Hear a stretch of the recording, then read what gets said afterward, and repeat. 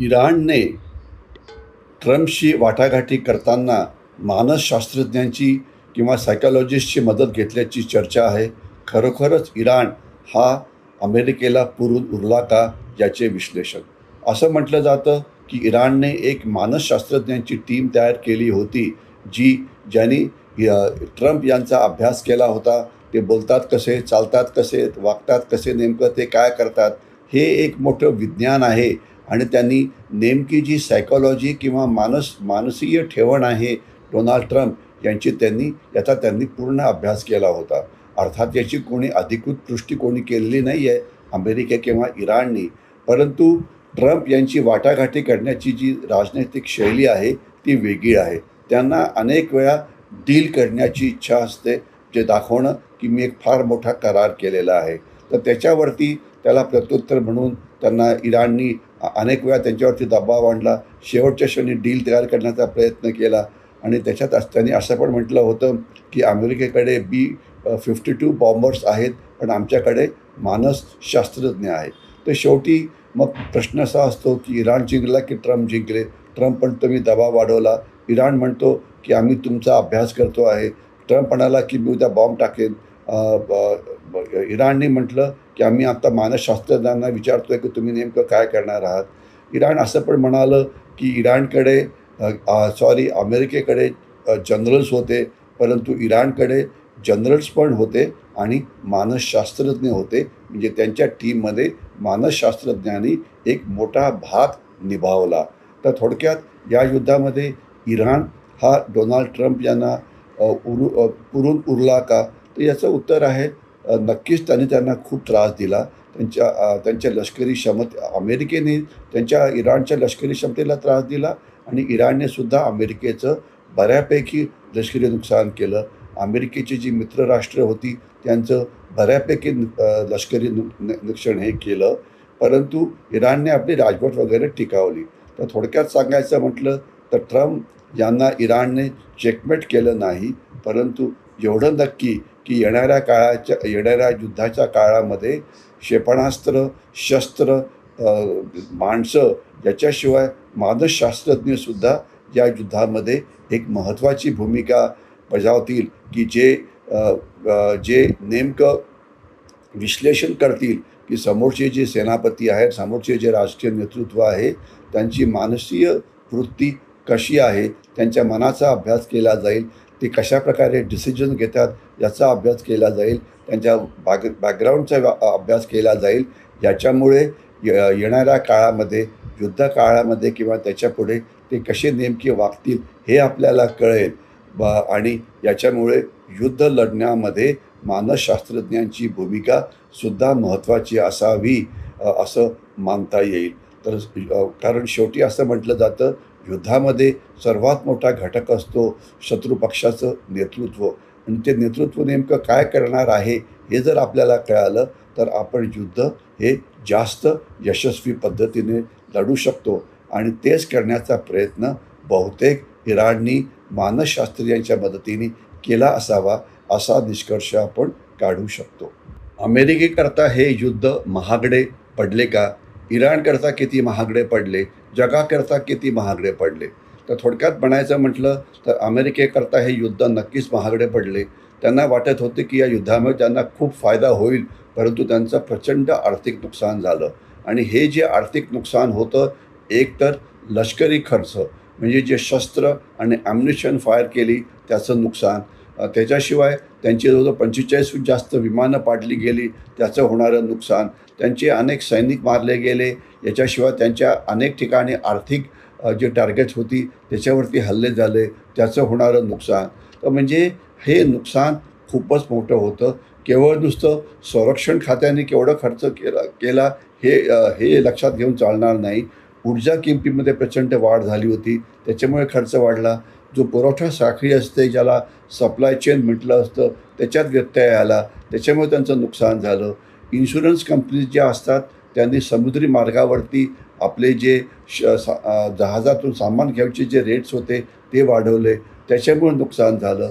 तर म्हणजे असं म्हटलं जातं की अमेरिकेचा एकूण खर्च सगळं जर आपण एकत्र केलं तर ते 630 अब्ज ते $1 ट्रिलियन एवढा असू शकतो. त्याच्याशिवाय अमेरिकेचं जे स्ट्रॅटेजिक पेट्रोलियम रिझर्व्ह होतं ते कमी झालेलं आहे आणि असं म्हटलं जातं की 1983 नंतरचं हे सर्वात जास्त खर्च झालं आहे.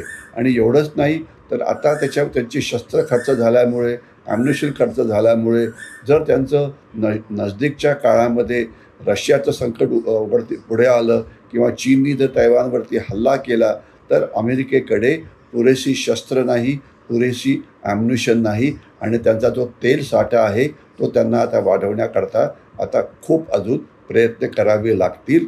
आणि अमेरिकेला याच्यातनं काही फायदा होईल का?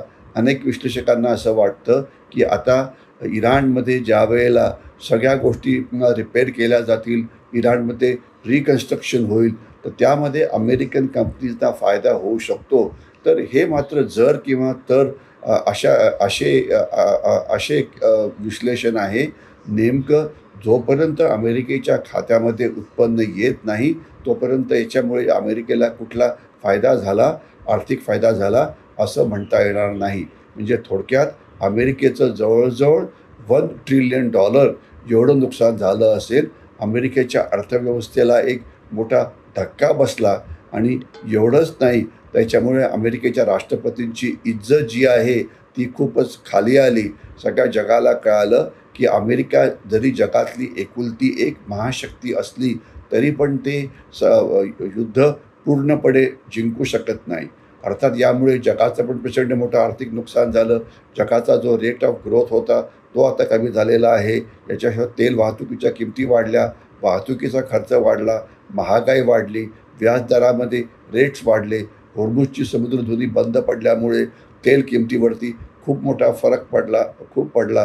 तर थोडक्यात जगाचं जे नुकसान आहे असं मानलं जातं 20 ते 25 अब्ज डॉलर्स जेवढं जगाचं रोज नुकसान झालं असावं.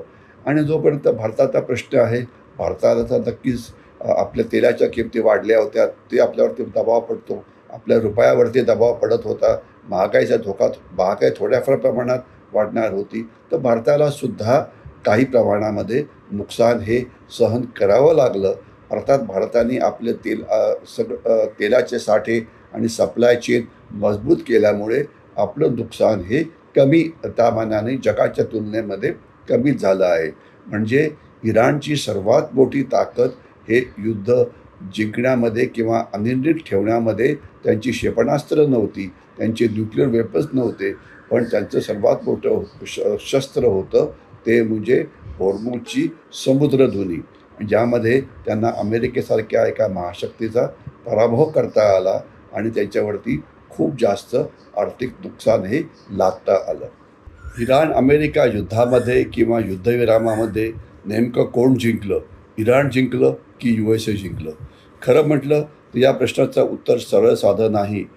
कारण यामध्ये दोन्ही देश जिंकले, दोन्ही देश हरले. दोन्ही देशांना जे पूर्णपणे करायचं होतं ते करता आलं नाही. कुठल्याही देशाला निर्विवाद असा विजय मिळाला नाही किंवा कुठल्याही देशाचा निर्विवाद असा पराभव पण झालेला नाही. परंतु आपण जर त्यांना वेगवेगळ्या बाबींमध्ये जर डिव्हाइड केलं, आर्थिक, लष्करी, सामरिक, तर आपण एक वेगळ्या प्रकारचं उत्तर देऊ शकतो.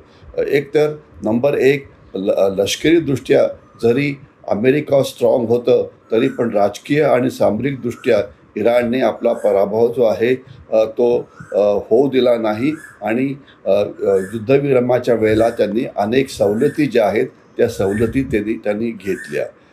अमेरिका जिंकलं का? अमेरिकेचा कुठलाही उद्देश फारसा झाला नाही. एकतर अणु कार्यक्रम जो आहे त्याच्यावरती पूर्ण निर्बंध म्हणा, केंद्रित युरेनियमविषयी बोलणं म्हणा वगैरे. परंतु थोड्याफार प्रमाणामध्ये हे मान्य केलेलं आहे इराणनी की ते त्यांचा जो प्रोग्राम आहे तो जास्त विकसित करणार नाहीत. होर्मुझची समुद्रधुनी उघडली आहे किंवा नाही ते सुद्धा अजून क्लिअर नाही. परंतु बहुतेक ती उघडली जाईल आणि त्याच्यावरती काहीतरी कर जो आहे तो कर हा नक्कीच इराण लावेल. अशा प्रकारच्या गोष्टी पुढे येतात. युद्धाचा विस्तार वाढला का? नाही. इराण जिंकला का? तर इराणची राजवट टिकवण्यामध्ये त्यांना यश मिळालं. त्यांना म्हणजे रिजिम चेंज अमेरिकेला करायचं होतं ते त्यांना करता आलं नाही.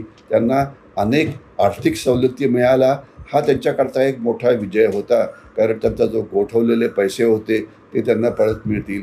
त्यांच्यात तिथे अनेक वेगवेगळ्या प्रकारची गुंतवणूक होण्याची शक्यता आहे. शिवाय अमेरिकेने त्यांचा थेट पराभव केला नाही. तर याच्यामुळे थोडक्यात जर आपण एक समरी करायची म्हटली तर असं म्हणता येईल की रणांगणामध्ये अमेरिका वरचढ होतं.